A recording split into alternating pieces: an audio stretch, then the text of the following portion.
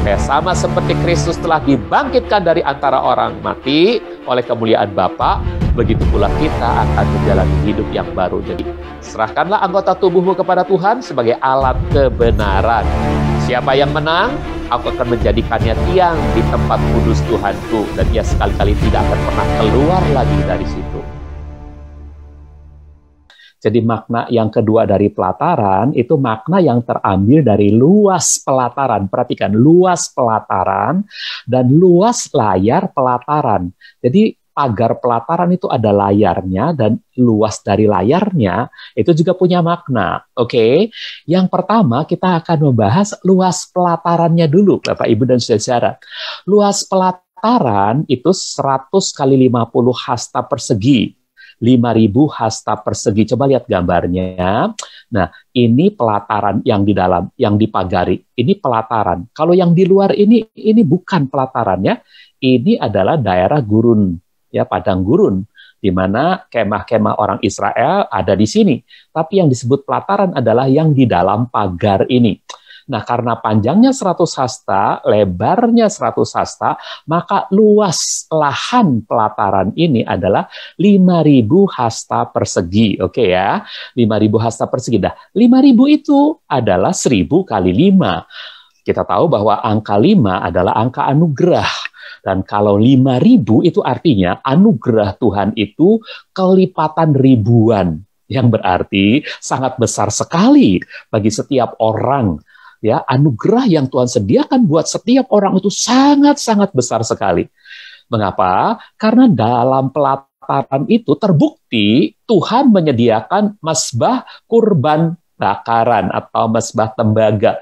Jadi di pelataran itu ada mazbah tembaga, ada, ini dia lahan pelataran yang begitu luas, ini kemah tabernakelnya, ini mezbah tembaga atau mezbah kurban bakaran. Di pelataran itu ada mezbah kurban bakaran. Ini lambang dari apa? Ini adalah tipologi atau lambang dari salib Tuhan Yesua HaMasiah, Tuhan Yesus Kristus. Salib dari Tuhan Yesus Kristus, tempat Yesus dikurbankan untuk menebus kita semua, umat manusia, dari dosa. 1 Petrus 2 ayat 24a mengatakan, dia sendiri telah menanggung dosa-dosa kita di dalam tubuhnya di atas kayu salib, supaya dengan mati terhadap dosa, kita dapat hidup dalam kebenaran. Kalau kita mau hidup dalam kebenaran, kita harus mati terhadap dosa, saudara-saudara ya. Dan dosa-dosa kita sudah ditanggung oleh Tuhan Yesus Kristus. Oke. Kemudian, itu adalah bukti besarnya anugerah Tuhan. Jadi salib itu bukti besarnya anugerah Tuhan. Yesus berkurban itu adalah bukti besarnya anugerah Tuhan. Roma 3 ayat 23 dan 24 katakan, sebab semua orang telah berdosa dan kurang kemuliaan Tuhan. Mereka hanya dapat dibenarkan secara cuma-cuma oleh anugerahnya, oleh anugerah Tuhan, melalui penebusan di dalam Kristus Yesus. Jadi dengan jalan lain tidak ada. Hanya melalui penebusan di dalam Kristus Yesus. Itu adalah anugerah Tuhan yang besar. Nah, ini yang lalu sudah kita bahas. Sekarang kita masuk nomor 2. Dan ini yang belum kita bahas. Jadi makna kedua dari pelataran, tentang luas pelataran, kita sudah bahas. Lalu luas layar pelataran. Nah, kita mulai bahas. Luas layar dari pagar pelataran. Coba lihat dulu gambarnya ya. Kalau termasuk pintu gerbang ya, lihat dulu gambarnya. Nah, ini yang disebut pagar pelataran yang putih ini. Nah, kalau disebut termasuk pintu gerbang, termasuk yang berwarna-warni ini. Di sini terlihat hitam ya, saudara. Ini warna-warni ya. Jadi termasuk pagar pintu gerbang, seluruh luas kain putih ini kain putih ini mungkin berupa bujur sangkar. Kalau ditambah semua, lalu ditaruh di bawah begitu, nah itu dibeber semua sepanjang apa? Itu panjangnya adalah keliling dari pagar ini. Saudara setuju ya? Panjang dari seluruh pagar ini ya, ketika dirobohkan, dibeber, dipanjangkan, itu adalah keliling dari pagar ini, betul ya? Berarti panjangnya adalah 100 ditambah 50 ditambah 100 lagi, ditambah 50. Itu panjang kain putihnya, betul Bapak Ibu ya? Nah, lalu Lebarnya apa? Lebar kain putih itu adalah tingginya pagar ini, 5 hasta. Nah, berarti 100 ditambah 50 ditambah 100 ditambah 50 hasta kali lebarnya kain putih adalah tingginya pagar itu 5 hasta. Nah, ini 300 dikali 5, 1.500 hasta persegi. Ini bicara tentang apa? Ini bicara tentang masa Torah 1.500 tahun. Dari zaman Musa sampai dengan Yohanes Pembaptis. Matius 11 ayat 13. Itu masa Torah. Sebab seluruh kitab para nabi dan Taurat telah bernubuat sampai Yohanes. Ini maksudnya Yohanes Pembaptis.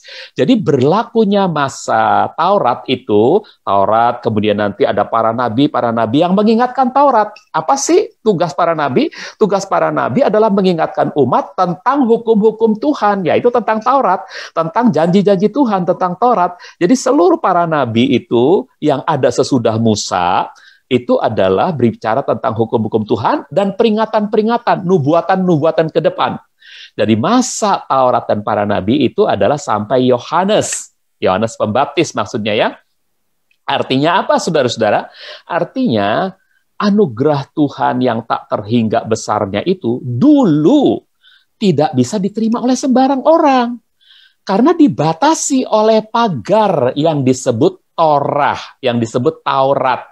Galatia 3 ayat 23 mengatakan begini, sebelum datangnya iman, kita dijaga dan terkurung di bawah Taurat.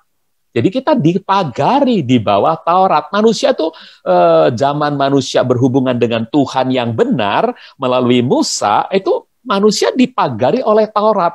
Sampai datangnya iman yang akan segera dinyatakan. Nah, justru dikatakan di sini akan datang iman. Iman itu apa? Iman itu karena kita yang selanjutnya itu percaya bahwa Tuhan telah menjelma datang dalam Yesus Kristus dan rela berkurban bagi kita semua, sehingga dia disebut sebagai pintu keselamatan, pintu gerbang. Ya, Yesus datang sebagai pintu keselamatan, pintu gerbang, yaitu pintu iman bagi setiap orang dalam menikmati anugerah Tuhan yang besar, yang tadinya terkurung oleh pagar ini.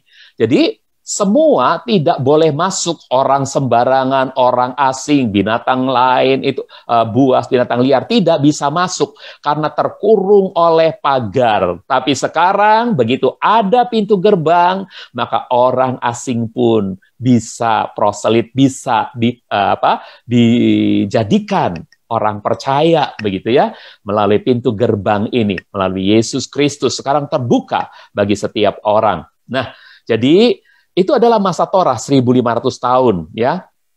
Tidak bisa diterima oleh sembarang orang karena dibatasi oleh pagar yang disebut Torah.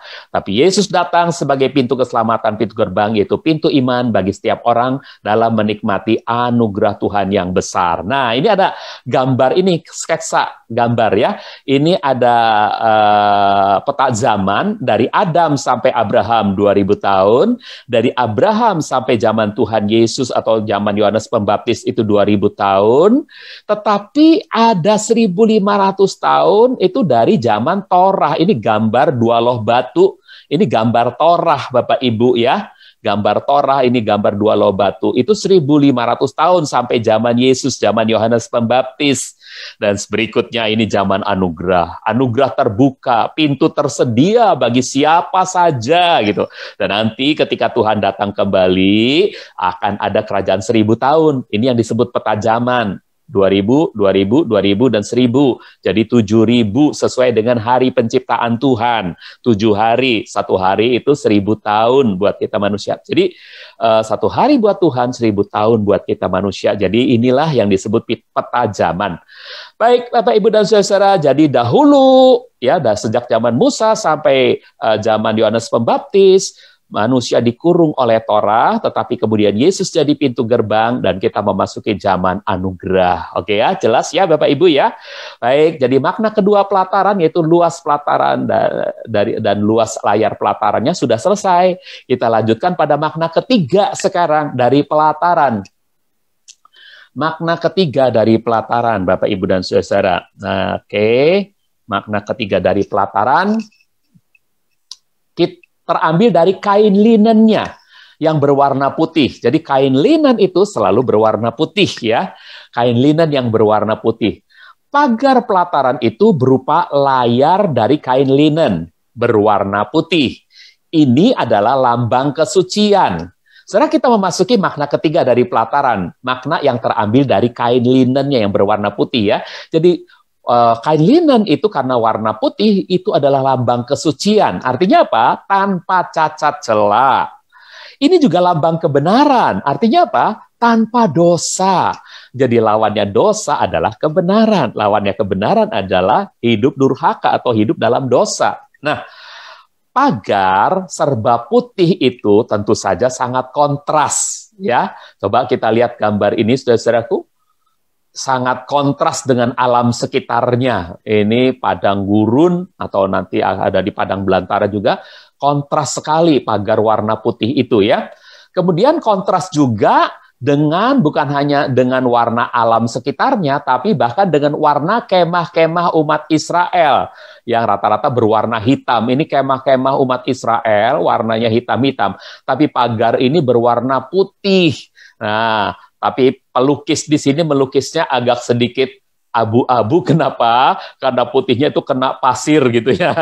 Oke, tapi Tuhan bisa menjaga ini putih bersih sampai kelihatan kontras sekali begitu Bapak, Ibu, dan saudara-saudara. Jadi pagar pelataran yang terdiri dari kain linen ini warnanya sangat kontras sekali. Nah, lalu itu apa maknanya ya? Apa maknanya ya?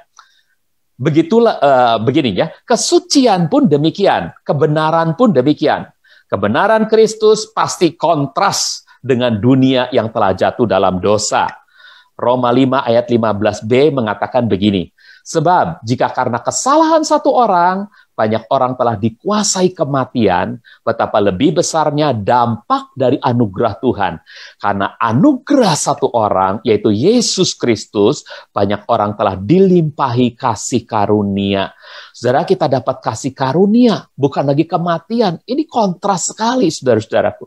Ini adalah kebenaran dari Kristus. Kita dapatkan karena kebenaran dari Kristus. Sedangkan ini kematian, kita dapatkan karena kesalahan Adam. Kita dapatkan dosa asal ya. Nah, Bapak Ibu dan Saudara, Roma 3 ayat 23 mengatakan begini. Sebab semua orang telah berdosa dan kurang kemuliaan Tuhan. Jadi kita semua telah berdosa. Ini dosa asal. Saudara-saudara, anak-anak kita nggak perlu kita ajari untuk bohong, dia dengan sendirinya bisa berbohong. Ya, anak-anak kita nggak perlu kita ajari untuk sombong, dia dengan sendirinya bisa sombong. Dia sering berkata, bapak gua dong hebat, atau rumah gua dong hebat, gitu ya. Nah, itu kesombongan yang berasal dari dosa asal, saudara-saudara. Ya, begitupun bohong. Ya, oke. Nah, saudara, kita melihat sekarang kalau dijabarkan, yang pertama, apa sih yang dimaksud dengan kontras ini? Begini, kebenaran atau kesucian itu haruslah menjadi batas kemerdekaan kita. Camkan ini, kebenaran atau kesucian Tuhan harus jadi batas kemerdekaan kita. Kemerdekaan sejati harus ada dalam bingkai kebenaran. Saudara harus bilang amin ini. Ya, kemerdekaan sejati harus ada dalam bingkai kebenaran. Ya, Bapak Ibu, coba kita baca Yohanes 8 ayat 32. Kamu akan tahu kebenaran, dan kebenaran itu akan memerdekakan kamu. Jadi kemerdekaan kita itu harus dalam bingkai kebenaran. Nggak boleh lepas dari kebenaran. Kita nggak boleh sembarangan bebas, hidup bebas, karena kita telah dimerdekakan, kita melanggar kebenaran. Tidak boleh, saudara-saudaraku. Yakobus 1 ayat 25 mengatakan apa? Jadi ini, freedom adalah kebebasan kita, kemerdekaan kita. Kita dapatkan kemerdekaan hanya di dalam Kristus, Sang kebenaran, ya, Sang kebenaran. Jadi kita nggak boleh sampai melupakan bingkai kebenaran dalam kebebasan kita.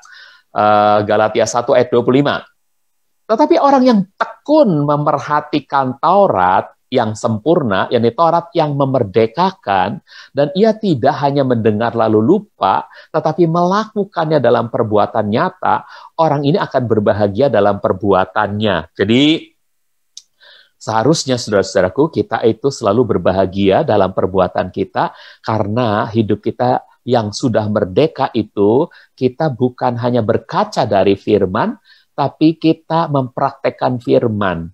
Firman itu bukan hanya sebagai cerminnya, tetapi ketika kita melihat diri kita ada kekotoran, ada hal yang tidak baik, segera minta ampun sama Tuhan, lalu hiduplah dalam tampilan yang lebih baik. Kotornya segera dihapus, diseka, kalau yang wanita pakai bedak lagi dan sebagainya, sehingga kelihatan indah lagi gitu. Saudara-saudara, itulah yang disebut kita melakukan kebenaran ya dalam kemerdekaan kita. Baik. Lalu Galatia 5 ayat yang pertama. Selanjutnya, karena Kristus telah memerdekakan kita, berdirilah teguh dalam kemerdekaan itu. Saudara, kita harus berdiri teguh dalam kemerdekaan. Jangan kamu mau dikenakan lagi kuk perhambaan. Saudaraku, jadi kemerdekaan kita itu harus dalam bingkai kebenaran. Kita tidak lagi diperhamba oleh dosa, kita tidak lagi diperbudak oleh dosa. Kalau dosa telah mengotori kaki kita dalam perjalanan iman, cepat-cepat basuh, cepat-cepat datang sama Tuhan, basuh kaki. Saudara, mungkin saudara pernah dengar firman itu, Petrus berkata kepada Tuhan, kalau cuman basuh kaki aja Tuhan, coba dong mandikan saya sekaligus aja, ya, basuh kepala dan tangan saya, badan saya semuanya. Tuhan bilang, yang sudah mandi tidak perlu mandi lagi, dia hanya perlu berbasuh kaki. Jadi saudara yang sudah dibaptis, yang sudah lahir baru, kalau sampai kecipratan kotoran lagi, saudara cepat berbasuh. Karena Tuhan menyediakan kolam pembasuhan itu, Tuhan menyediakan pembasuhan itu tersedia tetap bagi saudara-saudara. Cepat-cepat minta ampun dan pulihkan kembali hidup. Jangan sampai meninggal dalam keadaan berdosa. Ya. Saudara, kemudian Galatia 5 ayat yang ke-13b mengatakan begini. Hai saudara-saudara, kamu memang telah dipanggil masuk ke dalam kemerdekaan. Namun janganlah kemerdekaan itu menjadi kesempatan untuk hidup dalam kedagingan. Jangan, saudara-saudara.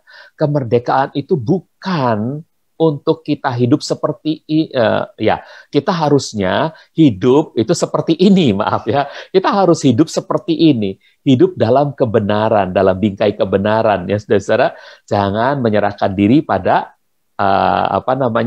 hal-hal yang salah, hal-hal yang berdosa. Oke, nah itu ayat 13b. Nah sekarang, kita harusnya berjalan dalam kebenaran. Itulah jati diri kita. Ini kita sedang berjalan dalam kebenaran, kita beribadah dengan tekun, kita menyembah Tuhan dengan rajin, dan di luar juga kita menyatakan siapa Kristus melalui hidup kita. Karakter-karakternya dan kebaikan-kebaikannya itu yang disebut hidup dalam kebenaran. Itulah jati diri kita, saudaraku, sebagai anak Tuhan.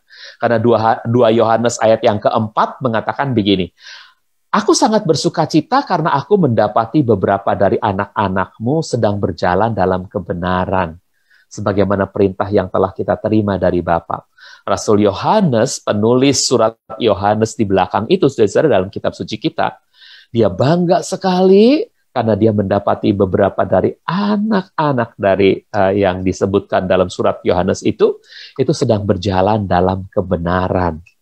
Saudara-saudara, jadi itulah kesukacitaan para rasul ketika melihat orang-orang yang mengikutinya hidup dan berjalan dalam kebenaran.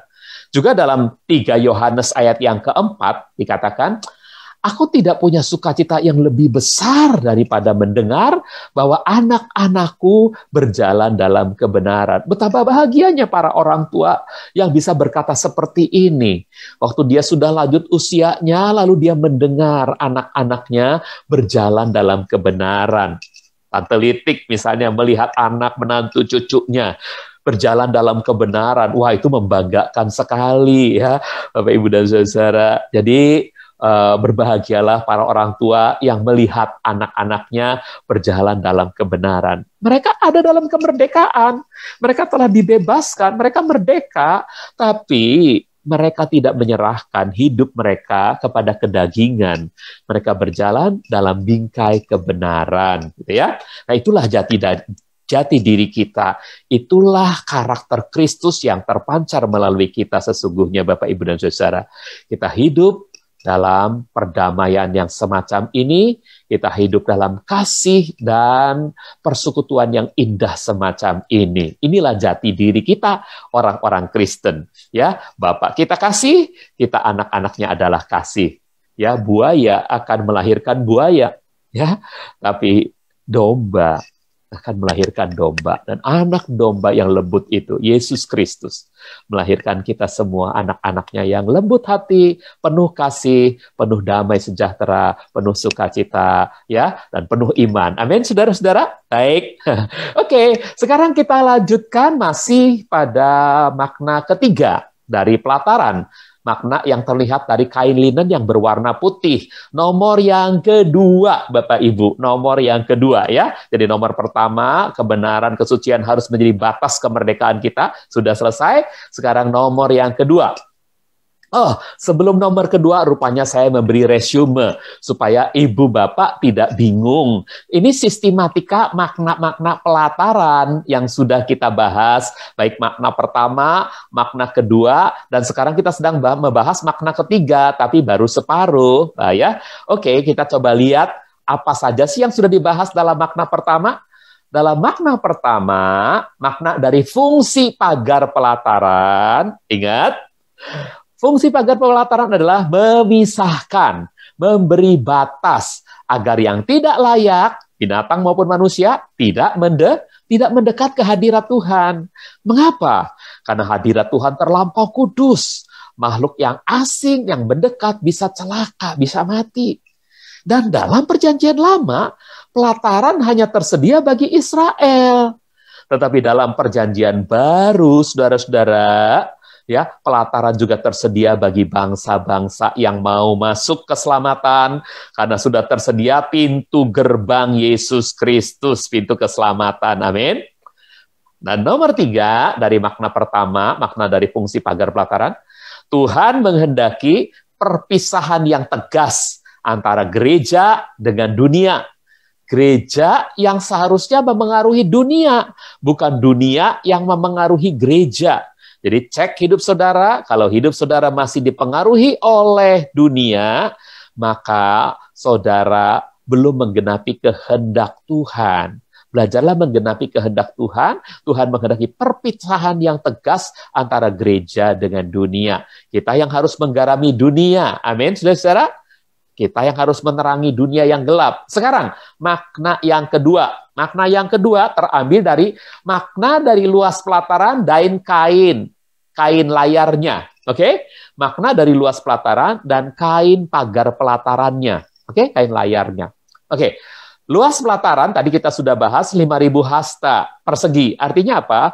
Artinya anugerah Tuhan sangat besar. Terbukti dengan adanya mezbah kurban bakaran yang merupakan lambang dari salib Kristus. Amin. Nah, kemudian makna yang keduanya adalah luas layar pagar pelataran itu 1.500 hasta, kelilingnya 100 ditambah 50 ditambah 100 ditambah 50, 300 kali tinggi pagarnya atau lebar kainnya yaitu 5 hasta, 300 kali 5, 1.500 hasta persegi. Ini berbicara tentang tahun-tahun kehidupan bangsa Israel dalam menjunjung Torah, ya, yaitu dari Musa sampai dengan Yohanes Pembaptis, yang kemudian digenapi oleh Yesus Kristus selaku pintu gerbang. Sehingga sejak itu, orang percaya hidupnya berada di bawah anugerah Tuhan. Kita ada di zaman anugerah 2000 tahun. Di tahun-tahunnya sudah ada di tahun-tahun terakhir, saudara-saudara, jangan sampai lupa. Oke. Dan kemudian kita lihat makna yang ketiga yang baru separuh kita pelajari. Makna ketiga, yaitu makna dari kain linen putih. Ya, makna dari kain linen putih. Ini adalah lambang kesucian, lambang kebenaran yang kontras dengan kenajisan dan keberdosaan. Kita sudah bahas tadi barusan aja, kesucian atau kebenaran harus jadi batas kemerdekaan kita dalam Kristus. Jadi kemerdekaan kita dalam Kristus harus selalu ada dalam bingkai kesucian atau dalam bingkai kebenaran. Dan selanjutnya, mari kita lanjutkan dengan nomor 2, yaitu kain linen, bicara tentang Taurat yang mendidik kita sampai kepada iman. Ini belum kita bahas. Dan yang ketiga, keliling pagar pelataran 300 hasta adalah tipologi kehidupan orang yang berjalan atau orang yang selaras dengan kehendak Tuhan. Ini juga belum dibahas. Oke? Coba kita bahas yang nomor 2, makna ketiga, makna dari kain linen putih ya, nomor 2. Oke, nomor 2. Ya, makna dari kain linen putih, ternyata 2 ini masih dibagi A dan B. Yang A-nya, kain linen berwarna putih, ini bicara tentang Torah yang kudus, Roma 7 ayat 12, ya. Jadi kain linen yang berwarna putih ini bicara tentang Torah itu ternyata kudus, loh, saudara. Kita seringkali bicara Taurat itu kutuk, Taurat itu jahat. Tidak. Ya, dalam kitab Mazmur, apalagi Mazmur 119 banyak sekali mengatakan, aku mencintai Tauratmu, aku mencintai Tauratmu. Dan kita juga membaca itu, kita mencintai Taurat Tuhan. Karena apa? Karena Taurat itu kudus, Roma 7 ayat 12 tadi. Ya, belum ya. Roma 7 ayat 12, dan Taurat itu sesungguhnya apa? Kudus. Begitupun perintah itu kudus, adil, dan baik. Ya, yaitu Taurat itu baik, saudara-saudara. 1 Timotius 1 ayat 8, kita tahu bahwa Taurat itu baik jika orang menggunakannya secara tepat. Jadi kalau orang Yahudi sekarang menggunakan Taurat secara tepat, tidak secara legalistis, maka Taurat itu akan baik buat mereka. Taurat akan menuntun mereka kepada Yesus Kristus seharusnya. Ya, tapi mungkin masih ada legalisme yang mereka jalankan sehingga mata mereka masih dibutakan, ya. Oke. Dan Taurat itu rohani, loh, saudara. Kita sering menganggap Taurat itu jasmania, agamani, tapi Taurat itu rohani. Ya, ayatnya mengatakan tegas sekali, sebab kita tahu bahwa Taurat itu rohani, sedangkan aku adalah daging yang telah terjual di bawah dosa. Nah, kita tahu Taurat itu kudus, baik, rohani. Yang jadi pertanyaan sekarang, apakah kita harus melakukan Taurat secara ketat? Nah, ini jadi pertanyaan, saudaraku. Nanti ada jawabannya pasti, ya. Yang B sekarang, coba kita lihat. Kain linen putih itu melingkar memagari sekeliling pelataran tabernakel. Namun ujung-ujungnya bermuara di pintu gerbang. Ini bicara apa, saudaraku? Ini bicara tentang Torah yang kudus, yang baik, yang rohani, ya, yang memberi batas-batas, yang memberi aturan-aturan yang baik bagi kehidupan orang Israel. Namun berhubung tidak seorang pun yang bisa mengikuti Torah dengan sempurna, maka ujung-ujungnya Pencipta alam semesta, Yahweh Sebaot itu, dia sendiri yang harus menjelma jadi manusia dalam Yesus Kristus. Ingat Trinitas kita, ada Yahweh Ha-Ben, Yahweh Sang Putra, yang menjelma jadi Yahsua atau Yesua. Dan Yesua itu adalah Yahweh Juru Selamat, Yesus Kristus, saudara-saudara. Jadi Yahweh menjelma jadi manusia dalam Yesus Kristus untuk apa? Untuk menggenapi Torah yang kita manusia siapapun, tidak ada seorang pun yang sanggup menggenapinya. Jadi hanya Yesus yang sanggup menggenapi Torah. Jadi Yesuslah satu-satunya pintu gerbang buat kita. Karena tanpa kita menggenapi Torah secara sempurna, kita tidak bisa diselamatkan. Kita mengatakan kalau kita bisa melaksanakannya dengan sempurna, kita bisa diselamatkan. Tapi karena tidak seorang pun yang mampu melaksanakannya dengan sempurna, tidak seorang pun yang bisa diselamatkan. Kecuali Tuhan sendiri menjelma jadi manusia dan membuat pintu gerbang buat kita. Jadi pagar itu sekarang ada pintu gerbangnya, ya. Nah, itulah jalan masuk buat kita. Dialah Yesus Kristuslah satu-satunya jalan keselamatan bagi semua orang. Ya. Jadi ada pintu gerbang. Inilah satu-satunya jalan keselamatan menuju tempat kediaman Tuhan, oke? Ya. Sedangkan bagi kita Torah itu sekarang berfungsi seperti apa? Alkitab mengatakan dalam Galatia 3 ayat 24 dan 25, Torah berfungsi sebagai pendidik menuju datangnya iman. Torah berfungsi sebagai pendidik menuju datangnya iman. Oke, coba kita baca Galatia 3 ayat 24 dan 25. Dengan demikian, Taurat telah menjadi pendidik kita sampai datangnya Kristus, supaya kita dapat dibenarkan karena iman. Jadi datangnya iman itu maksudnya datangnya Kristus yang telah berkorban dan kita percaya. Ya, Yohanes 3 ayat 16, sebab Tuhan sangat mencintai manusia di seluruh dunia ini sehingga dia mengaruniakan putranya yang tunggal, supaya setiap orang yang beriman, setiap orang yang percaya, ini datangnya iman, ya, karena Kristus telah berkorban, ya. Setelah iman itu datang, maka kita tidak lagi berada di bawah pendidik. Ini menurut ayatnya. Jadi kita boleh nggak melakukan Torah, boleh nggak mengikuti upacara-upacara dan sebagainya, boleh, tapi jangan jadikan itu sebagai andalan keselamatan saudara. Saudara boleh ya, saudara melakukan misalnya ya, berdoa pakai bahasa Ibrani dengan dilagukan ya, seperti orang-orang Israel melakukan itu, boleh saudara pelajari ya. Saudara mau ikutin perayaan-perayaan 7 hari raya yang penting-penting itu, saudara mau diikuti, boleh. Tapi itu semua tidak akan membuat saudara diselamatkan, karena saudara tidak akan mampu melakukannya dengan sempurna. Ya, hanya Yesus yang bisa melakukannya. Nah, untuk kita hidup sehari-hari, ya ikuti firman. Firman itu adalah Torah kita. Ya, itu yang disebut kebenaran yang jadi bingkai hidup kita dalam kemerdekaan hidup ini. Oke? Tapi kita tidak lagi di bawah Torah yang ketat. Torah yang kalau kamu tidak lakukan, kamu akan mati. Tidak, ya. Oke? Nah, kita sudah dibebaskan dari Tuhan. Nah, jadi saudara-saudara, itu nomor 2 ya. Sudah jelas jawaban dari pertanyaan kita tadi. Torah memang kudus, Torah memang baik, Torah memang rohani. Tetapi tidak seorang pun mampu melakukannya. Sehingga tidak seorang pun yang bisa diselamatkan karena melakukan Torah. Kita harus mengandalkan keselamatan karena anugerah dalam Yesus Kristus. Dan kita beriman saat ini bahwa Yesus Kristus yang 2000 tahun yang lalu, ini cerita 2000 tahun loh, cerita lama loh. Tapi kalau kita percaya sekarang, itu yang namanya iman, saudara-saudara. Amin ya. Oke, nomor 3 sekarang. Keliling kain linen pagar pelataran sepanjang 300 hasta, perhatikan ini saudara, ini adalah tipologi atau lambang bagi kehidupan yang bergaul dengan Tuhan. Siapa contohnya? Henoh. Saudara-saudaraku ya, jadi keliling pagar pelataran. Coba kita hitung kelilingnya deh, sekali lagi. Panjangnya 100 hasta, lebarnya 50 hasta. Kalau yang disebut keliling adalah kita berjalan dari ujung sini terus sampai sini 100 hasta, betul ya?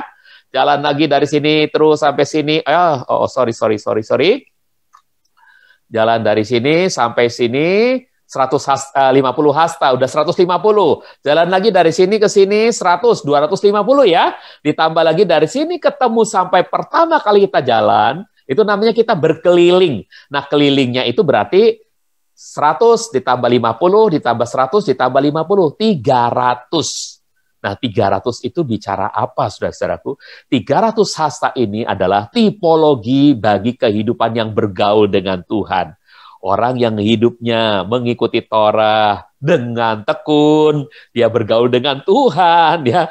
Hanya Henoh, ternyata Henoh hidup bergaul dengan Tuhan selama 300 tahun, ya. Dan Tuhan telah mengangkatnya. Cuma dia satu-satunya. Oke. Tapi itu lambang, saudaraku, bagaimana Torah itu kalau bisa dilakukan dengan sempurna, itu bisa orang diselamatkan, ya. Oke. Dan kemudian itu juga lambang dari orang-orangnya Gideon yang pemberani dan bijaksana. Hakim-Hakim 7 ayat yang ke-7. Lalu Yahweh berfirman kepada Gideon, dengan ke-300 orang yang menjilat air itu, aku akan menyelamatkan kamu dan menyerahkan orang Midian ke tanganmu. Saudaraku, kita sering bingung ya di sini. Ada orang yang berlutut minum air, ada orang yang mengambil air dengan tangannya lalu menjilatnya. Nah, yang dimaksud menjilat ini adalah orang yang mengambil air dengan tangannya dan menjilatnya, gitu, saudara-saudara. Jadi ini adalah orang yang waspada. Dia akan berperang, tapi dia walaupun sehaus apapun, dia tidak bersikap sembarangan sampai tiarap di dekat kolam itu. Itu sangat berbahaya bagi tentara, ya. Tapi dia waspada, Dia mengambil air di tangannya dan dia masukkan itu ke mulutnya, dia jilat air itu ke mulutnya. Nah, jadi saudaraku, 300 orang ini adalah orang yang pemberani dan orang yang bijaksana. Oke? Ini adalah jalan hidup orang benar, dilukiskan dalam Kolose 2 ayat yang ke-6. Karena itu, sebagaimana kamu telah menerima Yesus Kristus sebagai Tuhan, hiduplah terus di dalam Dia. Nah, jalan hidup kita, ya, jati diri kita adalah hidup di dalam Kristus, ya. Kristus di dalam kita, sehingga Dia yang tertampil keluar, ya. Oke, Roma 8 ayat 1 juga mengatakan begitu. Karena itu sekarang tidak ada penghukuman bagi mereka yang ada di dalam Kristus Yesus, yang hidupnya tidak mengikuti kedagingan, tetapi mengikuti roh, ya, mengikuti roh. Oke, ya. Jadi ini adalah orang yang hidupnya tidak mengikuti kedagingan, tapi mengikuti roh, bingkai kebenaran diikuti, ya, karena roh itu akan memimpin kita pada segala kebenaran. Dan 1 Yohanes 2 ayat yang ke-6 mengatakan, siapa yang berkata bahwa ia tinggal di dalam Kristus, jadi kalau saudara tinggal di dalam Kristus, maka saudara wajib menjalani kehidupan sama seperti kehidupan yang dijalani Kristus.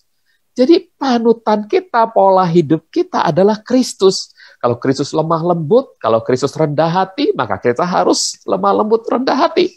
Kalau Kristus mengampuni setiap orang berdosa, maka kita pun harus mengampuni orang yang bahkan melukai kita, menyakiti kita. Kristus dibunuh oleh orang-orang Yahudi dan tentara Romawi. Tapi Tuhan berdoa kepada Bapa, Bapa ampunilah mereka. Bayangkan, saudara-saudara, bisakah kita meneladani Kristus seperti itu? Inilah bingkai hidup kita, inilah jalan hidup orang benar, ya. Oke, itu adalah makna yang ketiga. Sudah selesai, saudara-saudara, makna yang ketiga. Sekarang kita beranjak pada makna yang keempat dari pelataran. Makna yang keempat dari pelataran. Ya, makna yang keempat dari pelataran, tiang-tiang pagar dan pernak-perniknya. Tiang-tiang pagar dan pernak-perniknya. Jadi makna pelataran yang terambil dari tiang-tiang pagar dan pernak-pernik pelataran. Maksudnya gitu, saudara. Ya. Sekarang, yang nomor 1, tiang terbuat dari kayu akasia. Ya, mungkin ini memang, tapi lebih besar kemungkinannya memang betul dari kayu akasia. Mungkin dalam LAI disebut kayu penaga, ya. Oke, kayu akasia, ya, dalam bahasa Inggris kayu akasia. Oke, jadi begini, ini tiang itu. Tiang terdiri dari 3 bagian penting, yaitu pertama yang paling bawah, ya, adalah alas tumpuannya. Yang di tengah ini kayu tiangnya, ya, sampai ke kepala. Tapi di kepala dilapisi oleh perak. Jadi kepalanya dilapisi oleh perak. Batangnya ini kayu akasia. Dan di sini kayu akasianya berhenti, dia bertumpu pada tembaga yang dibuat seperti alas tumpuan. Oke? Jadi itulah tiangnya, dibuat dari kayu akasia. Ini kayu akasia itu tipologi apa? Itu melambangkan apa? Melambangkan manusia. Karena Markus 8 ayat 24 mengatakan begini, orang buta yang mulai melihat itu, orang itu memandang ke depan dan berkata, aku melihat orang-orang sedang berjalan, tapi aku melihatnya seperti pohon-pohon atau seperti pohon kayu gitu ya. Saudara, jadi kayu itu ya, itu melambangkan manusia, ya, manusia. Tiang itu melambangkan manusia. Siapakah manusia yang menjadi tiang-tiang dalam tempat kediaman Tuhan? Kalau begitu siapa? Ya, A-nya ini, manusia yang menjadi tiang-tiang dalam tempat kediaman Tuhan. Mereka pertama-tama adalah para murid Kristus, Galatia 2 ayat 9. Setelah mengetahui anugerah yang dikaruniakan kepadaku, maka Yakobus, Kefas, dan Yohanes yang dipandang sebagai pilar-pilar atau tiang-tiang utama itu, jadi Yakobus itu disebut soko guru atau tiang-tiang. Soko guru itu tiang, saudara-saudara. Ya, kadang-kadang dengar soko guru, ingatnya adalah seorang guru, guru agama, guru pencak silat. Kalau soko guru itu maksudnya tiang, saudara-saudara. Coba saudara buka dalam kamus, soko guru itu artinya tiang, ya. Sebagai soko guru yang utama, ya, tiang utama itu soko guru, ya. Jadi para murid ini adalah tiang utama. Nah, kita adalah tiang-tiang selanjutnya, gitu saudara ya.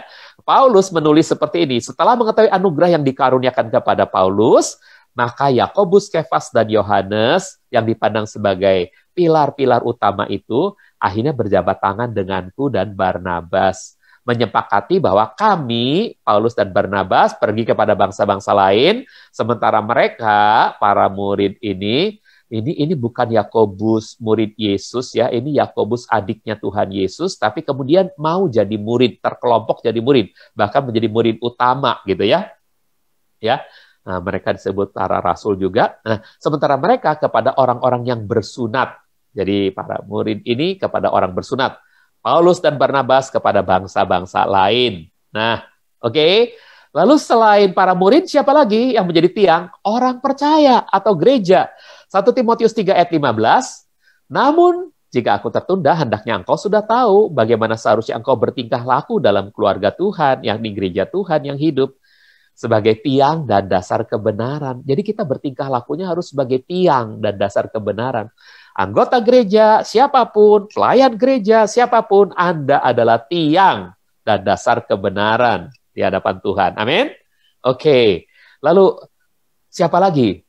Disebut dalam kitab Wahyu, orang-orang yang menang dalam pencobaan. Mereka juga disebut tiang-tiang. Oke, Wahyu 3 ayat 12. Siapa yang menang? Aku akan menjadikannya tiang di tempat kudus Tuhanku, dan ia sekali-kali tidak akan pernah keluar lagi dari situ. Kalau jadi tiang, tidak akan keluar lagi. Nah, jadi ini membuktikan bahwa Tuhan menjadikan tiap-tiap orang yang menang dalam pencobaan, mereka benar-benar jadi tiang yang bisa tetap ada dalam Yerusalem baru. Nah, dan secara kalau kita masuk pada bagian B ya, tadi bagian A, tiang yang terbuat dari kayu akasia itu dipertanyakan siapa sih sebetulnya? Kalau itu kayu akasia itu tipologi dari manusia, siapa sih sebetulnya? Dan kita sudah dapat jawaban, itu adalah para murid Tuhan, orang percaya, dan juga orang-orang yang menang. Sekarang, jumlah tiang-tiangnya itu ada 60 buah, yaitu 6 kali 100 buah. Ya, 6 itu angka manusia, dan 6 kali 10 buah ya. 10-nya adalah angka kesempurnaan tatanan Tuhan, tatanan ilahi. Jadi 6 itu angka manusia karena manusia diciptakan sampai pada hari ke-6, dan 10 adalah angka kesempurnaan tatanan ilahi. 7 juga angka kesempurnaan Tuhan, tapi ini angka kesempurnaan dalam tatanan ilahi ya. Ini berarti manusia yang layak menjadi tiang-tiang tempat kediaman Tuhan adalah mereka yang telah dipersekutukan dalam kematian dan kebangkitan Kristus. Karena kita hanya manusia yang tidak berdaya, maka kita itu harus dikali oleh angka kesempurnaan tatanan ilahi. Ya. Dan ketika kita sudah dipersekutukan dalam kematian dan kebangkitan Kristus, kita hidup dengan menyerahkan seluruh anggota tubuh kita kepada Tuhan. Nah, kita lihat dulu gambar-gambar ini, saudara. 60 tiang ya, coba kita hitung. Tiang itu kalau kita hitung mulai dari sini, 1, 2, 3, 4, 5, dan seterusnya ya. Sampai sini ada 20. Dan ketika kita hitung di sini, ini gampang kita hitung. Coba kita hitung. 1, 2, 3, 4, 5, 6, 7, 8, 9, 10 ya. Oh, ini susah ya. Kelihatannya kayak 11. 10 ya. Ini gambarnya memang susah. Tapi orang memperkirakan gambar di sini itu ada 2 tiang yang berdempetan. Baik tiang yang menuju ke panjang maupun tiang yang menuju ke lebar. Sehingga tetap adanya 10 tiang. Di sini 20 tiang. Di sini 10 tiang. Dan di sini 20 tiang. Oke? Nah, itu saudara ya. Jadi totalnya adalah 60 tiang. Nah, 60 tiang itu, saudara, ya, menurut Roma 6 ayat yang keempat, itu adalah bukti bahwa kita manusia yang angka 6 itu harus dikalikan, harus dikuburkan bersama dengan Kristus melalui baptisan ke dalam kematiannya. Supaya sama seperti Kristus telah dibangkitkan dari antara orang mati oleh kemuliaan Bapa, begitu pula kita akan menjalani hidup yang baru. Jadi kita bisa menjalani sebuah hidup yang baru, bisa bermetamorfosa karena kita dikalikan ya dengan kematian dan kebangkitan Kristus. Itu yang menyebabkan kita bisa menjalani hidup yang baru. Setelah kita jadi ciptaan baru, lalu kita harus rela menyerahkan seluruh anggota tubuh kita, ya, karena tubuh kita masih tubuh fana, ya, roh kita sudah baru, tapi tubuh kita masih tubuh fana. Rohani kita sudah lahir baru, tapi tubuh kita masih bisa sakit-sakitan. Nah, mulut kita masih bisa mengeluh, ya. Oke. Lalu Tuhan mengatakan, janganlah serahkan anggota tubuhmu, mulutmu, saudara, yang mungkin masih bisa bicarakan binatang-binatang di kebun binatang, itu harus berhenti, harus saudara serahkan kepada Tuhan. Ya, jangan serahkan anggota tubuhmu kepada dosa sebagai alat ketidakbenaran. Sebaliknya, serahkanlah dirimu kepada Tuhan sebagai orang yang hidup kembali dari antara orang mati. Serahkanlah anggota tubuhmu kepada Tuhan sebagai alat kebenaran. Ya, jadi sekali lagi, makna 4 dari pelataran itu makna dari tiang-tiang pagar dan pernak-perniknya, saudaraku ya. Kita baru membahas 1 tiang terbuat dari kayu akasia. Nanti yang akan datang kita akan bahas yang kedua, ya, tentang alas tumpuannya. Jadi pernak-perniknya tuh termasuk alas tumpuan, nanti ya, dari tembaga. Selain itu juga nanti kita akan, nah ini yang disebut alas tumpuan tadi, saudara-saudara, ya. Tapi kita akhiri mungkin sampai di sini. Baik, saudara-saudaraku, kita akhiri sampai di sini. Terima kasih saudara-saudara semua. Tuhan memberkati kita semua. Kiranya semua pelajaran ini dapat kita implementasikan dalam kehidupan. Tuhan memberkati.